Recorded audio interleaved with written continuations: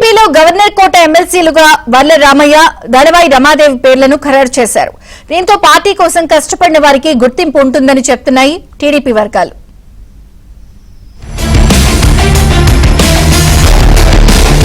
ఏపీలో ఖాళీ అయిన 2 గవర్నర్ కోట ఎమ్మెల్సీ స్థానాలకు ప్రభుత్వం పేర్లను ఖరారు చేసింది. టీడీపీ సీనియర్ నేత వర్ల రామయ్య, మహిళా నేత దళవాయి రమాదేవికి అవకాశం లభించింది. ఎస్సీ సామాజిక వర్గం నుంచి వర్ల రామయ్య, బీసీ సామాజిక వర్గం నుంచి దళవాయి రమాదేవికి అవకాశం కల్పించారు. వీరిద్దరిని నామినేట్ చేస్తూ ఏపీ కేబినెట్ భేటీలో నిర్ణయం తీసుకున్నారు.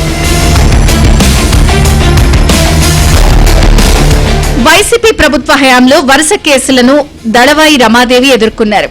ఎటువంటి రాజకీయ ఆర్థిక నేపథ్యం లేకపోయినా కేవలం పార్టీకి చేసిన సేవలను గుర్తించి ఎమ్మెల్సీ సీటు కేటాయించారు.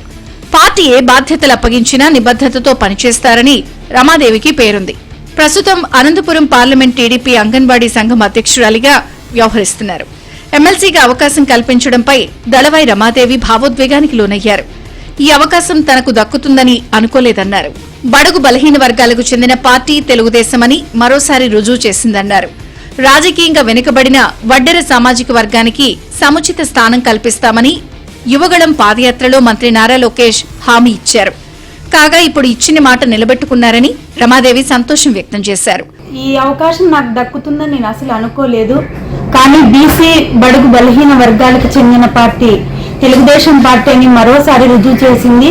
నేను అట్టడుగు నుంచి ఒడ్డెర కులం బీసీ తరపున బీసీ బిడ్డను ఒడ్డెర బిడ్డనైనందుకు ఈ రోజు ఈ అవకాశం వచ్చినందుకు నాకు చాలా సంతోషంగా ఉంది.